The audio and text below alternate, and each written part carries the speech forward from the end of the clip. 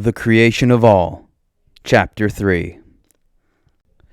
I look up through the windshield and I can see the lights from those slanted buildings of that town we were at earlier on the horizon. I spend most of this time just staring at my hands, trying to think why this was done to me. Why would someone want whatever I am? What was the point? Do I have some new purpose that I don't know? Why is the pain on the back of my head still here? Though it has gone down. I then look to Quiga, who is sitting next to me, staring out the window. With it being night and near pitch black out there, the last thing I want to see is the creepy nocturnal predators of this planet. I swear, it must be a horror show out there. I was starting to think the days and nights are shorter here, but Bodaka told me that some days are short and others are long, due to the sun's erratic orbits. I want to ask her why she only has one desire. I'm pretty curious as to how she can live like that. What could it be? Hey, I hope you don't mind, but I noticed back there that you only have one desire. What exactly is that? Don't make me talk about that. I tend to go into a blind rage when I have to think about it. She sure said that calmly without turning her head to face me. She has some baggage, that's understandable for someone who was going to be sold into slavery when I met them. Well, if you ever want to talk about it, I'll be here. If I do, I won't be able to control myself from maiming you. She really seems like someone who needs help with something. Trauma, probably. While I'm thinking about what Quiga's problem may be, Terate pulls the craft over and parks. Let's go have some fun tonight. We'll get the rest of what we need in the morning and head out. We're a few days' drive from where the comeback contest is, Bodaka says, jumping out of one of the craft's windows, not wanting to wait for the others to finish walking out the door. I follow them through some streets and alleys, taking several glares and mean looks as I go. I can't help but stare back at these strange people. The skin and hair of the criminals comes in so many other colors. I notice everyone but Quiga tapping short poles stuck in the ground with their tails. I wonder why they do that. We soon arrive at a place. Welcome to the Greep, finest place to eat in Terdrum, Bodaka says, and I notice it's the size of a typical fast food joint on Earth. There are round tables, a kitchen in the back, and counters with pots on them with different colored clouds floating above them. I watch someone lift their food into the bottom of the cloud and taking it out with the sauce the same color as the cloud on it. Hey, bring us one of everything. We're celebrating, Bodaka shouts, and I notice the staff staring at me weirdly. I don't think they like me. Waiting for the food is a good time to find out more information that I need to know. Do you guys think I'll be able to find out who turned me into this? I ask everyone, hoping for a positive answer. Don't all humans look like you? Gura responds, sounding very rude, and I shake my head. Not like I'd know. I've only seen those ugly FBWs Titan sends out. Okay, well then, how many revolutions have there been? Over the millenniums? Millions, Terate says, while being perfectly calm.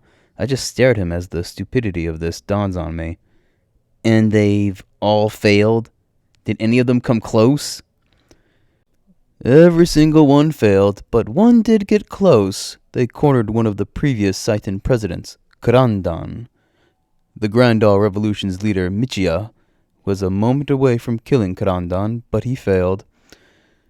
The fight between the two ended with Michia's death. It became Titan's biggest and only shame. So much so that the entire nation denies it and went out of their way to erase the Grandal's existence. At least as much as possible. Many think they were a myth now, Terate explains, and I'm still left in complete despair. That's because they are, Karuki shouts at Terate. So why does anyone even bother trying? I already told you, Bodaka says, still smiling. Death is already guaranteed to us all, but the life of a revolutionary is the only life to guarantee constant fun, adventure, and the chance to make Titan look bad. And if by some chance we succeed, then all the better. His lack of fearing death is starting to trouble me. Even if this gets you killed tomorrow? That's the thrill that makes each day worth living. We're not the kind of criminals that can live a simple life doing a job. We gotta live our way. I think working a job would be a more useful and productive way to live than this. So you want to stay on Mektra and get a job? I thought you wanted to go home, Mika says, teasing me. Before we can talk any more or before any food arrives, a mob of people barge in. The four in the front are carrying a chair with an extremely old crividal on it. A real wrinkly one. They set him down in front of our table. Are these them? The old guy mumbles out in a dry, raspy voice. Come on, you all brought Harato. Is that really necessary? Baraka asks, like this is just an annoying and unnecessary hassle. It is necessary. We let you rogues in here if you behave, but now you're bringing in one of them? One of the guys in the mob says while pointing at Kuiga. And now you're bringing in whatever that is? Now he's pointing to me. Our city has survived for centuries thanks to our founders setting the rules for Terdrum, and we have been getting too loose with those rules recently. You rogues! He tries to say more, but Harato raises a hand to silence him. Criminal activities caused by rogues have been on the rise in recent years, Harato says. The founders' rules state who we should allow in and who we shouldn't, and these two are not, he says, pointing to me and Kuiga. Why are they treating you like this? I ask Kuiga, finding it odd. Because of these, she says, pointing to the marks on her face. You can't wipe those off? I ask without giving it much thought. Kuiga just glares at me, so those must be part of her. As the rules state, these two will be dismembered and their parts displayed at the gate to ward off their own kind, and make rogues think twice before causing trouble in Terdrum. Is that really what's happening? I ask as this has all taken a quick and dark turn. Yeah, Haraito is the oldest of Terdrum's core family, so what he says goes, but the Doriano revolution doesn't let its own get killed like that. If the mob here doesn't march back out the way they came, then this mob is looking for a fight, Baraka says, and he, along with everyone else at the table, except for me and Kuiga, stand up to fight.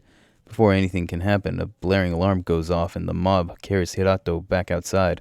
What's happening now? That alarm means something severe is outside, Terate says, and we all run outside to see what's going on. We look up into the sky and see a giant ship directly above us. It's so big that it blocks out the sky. Mika suddenly starts screaming, Saitan is here! We're not ready! She shouts, and I recognize that the giant symbol on the bottom of this ship is the same I saw on the wall of the ship I was a hostage on when I woke up. Why would they be here? What do they want? Are they here for us? Kuruki shouts, terrified. Oh, go hide somewhere already, Gura says to Kuruki. Our revolution hasn't even done anything yet.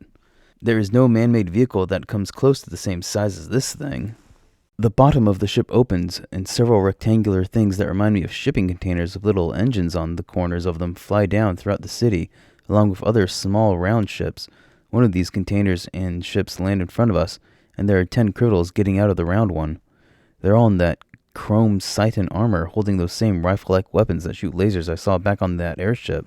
The soldiers start marching through the streets, shooting red lasers at everyone. The beams just seem to knock people down and stun them. The rectangular ships open up, showing that they're actually giant cages. On top of each of the small ships, there's a giant green centipede-like creature, only instead of a head, there is an upper body of a human on these things. Though they've been mutated, covered with green plates, mouth filled with sharp teeth and 4-inch-long curved claws. These must be some of the FBWs that Saitan creates. These centipede people start grabbing the stunned criminals on the ground and throwing them into the cages. Baraka backs us back into the Greep. What are we going to do? Kuruki whispers in fear while grabbing Baraka's shoulder. We're going to observe the situation from here and learn what we can. Baraka pulls his shoulder away from Kuruki and looks out the window. The others all take watch from different directions. The soldiers and the FBWs are going into every building, pulling out all the people. How much can he learn before the soldiers come in here? I notice that Kuiga is crouched down, trembling in the back against the wall of the kitchen. Don't worry, things are going to be okay, I say with minimal confidence while walking over to her. No, they're not. Saitan is here and they want all the people here, so everyone will be taken. Wait, I thought we were in Lorita. They can just take another nation's people? Of course they can. No nation would dare say no to them. Also, this is a renegade town. These people are cut off from the government, so leaders of Lorita aren't going to care or miss these people. There's no telling what Saitan will do to us. She's so scared. I hate seeing her or anyone like this. I look out the window, and I have to admit, it doesn't look good. Soldiers and monsters are everywhere. Could we even sneak out of here? While I'm thinking of what we could do, the others all move to the back with us, and 6 soldiers burst in here. They don't say a word, they just aim their weapons and prepare to fire at us. We've all taken cover behind the counters, waiting for the attack, but it doesn't come. Raise your hands and get out here! On the command of President Uruma, you will come with us. One of the soldiers shouts at us. Sounds like they don't want to kill us. We may be able to get out of this, Budaka whispers to us before flashing some hand signs to his team. Kiruki, Tarate, and Gura start throwing chairs and those condiment pots at the soldiers. Budaka and Miga jump out and run at them. I'm impressed by how the two mirror each other's moves. The 2 of them each jump up at a soldier, wrapping their legs and tails around their upper bodies. The 2 spin around on the soldiers' shoulders, reach back, dig their claws into the floor, and force the soldiers onto their backs. Baraka and Miga then use the tips of their tails to move a slider on the sides of the rifles. They use their feet to aim them, struggling against the soldiers, and use their toes to fire them, pressing down on the soldiers' fingers. These lasers are a much deeper red than the ones I saw being fired outside. The helmets help for a couple of seconds, but Bodaka and Miga keep the beams on them, and the helmets melt onto the soldiers' heads. Those 2 fall to the floor. Bodaka and Miga quickly get up and body slam the 2 guards before they can get up. I watch as the other 3 continue to throw chairs and tables at the other 2 soldiers, keeping them distracted so Bodaka and Miga can grab them. Terate runs to help Miga, and Gura helps Bodaka. The 2 teams each push their soldier to opposite sides of the restaurant and shove them out the windows. The 2 on the floor start to get back up. Out the back! Run! Bodaka shouts, and we all scramble. That was amazing, I shout, as that was really impressive. It's easy if you just watch them. You can learn a bit about how they act and the model of armor they have. Bodaka responds, and he really is reliable. Now I see why he was so confident. Why didn't you take their weapons? I asked, wondering why they didn't. Sighted weapons only fire when held by those registered to them. We would have had to have put their armor on. No time for that. We're running down an alley, but are stopped when one of those centipede monsters drops down in front of us. It's hanging down from one of the buildings. So how do you handle this? I shout before looking back to see 4 of those soldiers from before running towards us. We're surrounded. In situations like this, you have to do something crazy and unpredictable, Bodaka says as he jumps on the monster. Followed by the others, they start attacking it. They punch and dig their claws into it. The creature goes crazy, thrashing all through the alley, knocking Quiga, the soldiers, and myself against the walls 4 times, and the walls break on the 4th. We're all shoved through the building, and it collapses on the creature. Bodaka and Gura walk out of the rubble. Where are the others? Gura asks as if everything's fine. Surrender now! We look back to see the 4 soldiers pointing their weapons at the backs of Kiruki, Terate, and Miga. That was fun and all, but now it's time for you all to fall in line and get in the box. Everyone turns to see a dark, red-skinned male criminal with short, buzz-cut hair wearing a black uniform with a white trim and not the chrome armor of those other soldiers. He has the Sighten symbol on the left side of his jacket's lapel. I am Arano, Pre-Agent 3479, left in charge of this phase of the mission. You will all stand down and surrender or you will be killed by me. I had noticed Bodaka being worried, but now I see his smile has returned. I have a better idea. I challenge you to a ryokan. I win, you free my friends, and we leave. I lose. Arano cuts him off. Wait, that clothing! That's state-of-the-art Sighten gel clothing. Only the upper echelon of Sighten's elite have those. I can't even get them. Each set is custom-made for the wearer. Where did that creature get them? I'll tell you if you beat me, Bodaka says, even though he has no idea, since I have no idea where these came from. One would disgrace themselves by refusing a ryokan. Arano then touches a small device clipped to his ear. I'm doing a ryokan. That's all he says, and then turns his attention back to Bodaka. I am Arano of Saiten, FE 101,583,227. I am Bodaka of Lorita, FE 467,901,140. The 2 start fighting, and I have no idea what those numbers were for. Arano is able to keep up with Bodaka. The 2 seem evenly matched. Hey, what does FE mean? I ask Gura before realizing that she's gone. She ran off a moment ago, Quiga says, and just then the soldiers shove the 3 into a cage before returning to their round ship. I notice all the round ships with those centipede monsters on them returning back up to the giant airship above us. Hey, you can't take my friends away! The ryokan isn't over! Bodaka shouts, sounding angry for the first time. The phase I was in control of just ended. It's not my fault you couldn't defeat me quickly enough. Adano replies, and Bodaka runs and jumps and grabs onto the cage with the others in it as it starts to take off. Adano follows him, jumping and climbing onto the cage too. You're not supposed to be on this! Quiga and I just keep watching as the cages start to get higher. Our attention is drawn to a voice shouting from on top of one of the slanted buildings. Adano, what are you doing? I look up to see someone standing on one of the buildings just past the plaza. Agent Mashai, I accepted a ryokan, Adano shouts back at her. She groans in response so loudly we can all hear her. You better win and toss that trash back on the ground before the materials are loaded, or else I'll delay your advancement. Yes, ma'am, Adano shouts, now with a different tone. He sounds like he's trying to hide his nervousness. Are you bleeding? She shouts at him. Did you already take a hit? She shouts and Adano doesn't answer. I can't see him or Bodaka from here. Your advancement will be delayed by 3 years now. You lose this to ryokan, and you'll never become an agent. Dang, she's strict, and already angry. I'm not sure what to do now, but I jump when Quiga runs forward all of a sudden. Quiga, what are you doing? I shout, surprised by her stunt. She jumps and manages to grab the lowest rung of the ladder that are welded onto both ends of each flying cage. I notice that these cages are taking off really slowly. Must be the weight in them now. I'm getting some practice, is all she says, and seeing that cage lift her higher into danger makes me worry for her. Before I realize it, I'm running forward too. I leap up and just barely manage to get my claws onto the lowest handle.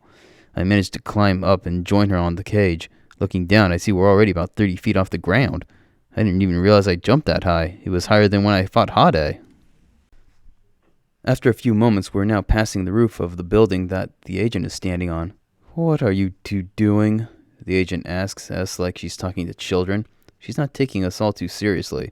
She then jumps off the roof and lands on the cage right in front of us. Now I can see her clearly. She's not wearing a uniform like Adano.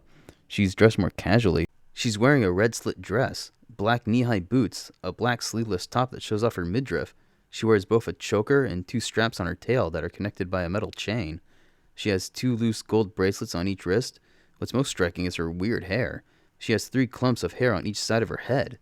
They end in points that curve upward slightly. The rest of her hair is tied in a thick ponytail that stops just above the base of her tail. She has dark turquoise skin, and her hair is a dark shade of yellow. Who are you? Mashai asks Quiga. What are you? She asks me. I start to say, but Mashai cuts me off. Don't care. All that matters is that this is an official Seitan operation that you two are trespassing on. This, as everyone, regardless of what sort of person they are, should know is a crime. You will be imprisoned and tortured for 5 years and then put to some sort of work for 10. If you're still alive by the end, then you'll go free, she says to Quiga. You don't look like any sort of person to me, so I'll be killing you now, she says to me. Yeah! Quiga lets out a shriek and starts attacking Mashai. The agent just smiles as she playfully evades Quiga's punches, kicks, and swipes of her tail with ease. Mashai is starting to stare at Quiga in a creepy way. I just happen to be fond of people like you. I can protect you from being punished. I have several others living on my property, in the woods around my home. The only thing I ask is that you wear a special collar. If you don't come visit me once a week, it'll pop your head off. Ugh, this Mashai chick is a freak. Quiga completely ignores Mashai and keeps trying to hit her. Why is she attacking this person like this? Does it have something to do with her one desire? I do like playing with you branches. Here, let me show you. What does branches mean? While I'm thinking that, the Mashai grabs the side of her dress and swings it up at Quiga. The edge of the dress touches her face, and Quiga steps back. I notice blood running down her right cheek, and it's blue. Criminals have blue blood? Also, the dress cut her face? I look at the edge of her dress, and it really looks like the same material that Quiga's clothes are made of. Nothing about Mashai's dress looks sharp. Ignoring the blood on her face, Quiga starts lashing out at Mashai, who is still easily avoiding her. I understand the handicap of you people, but even your kind should understand the high standards we agents had to meet.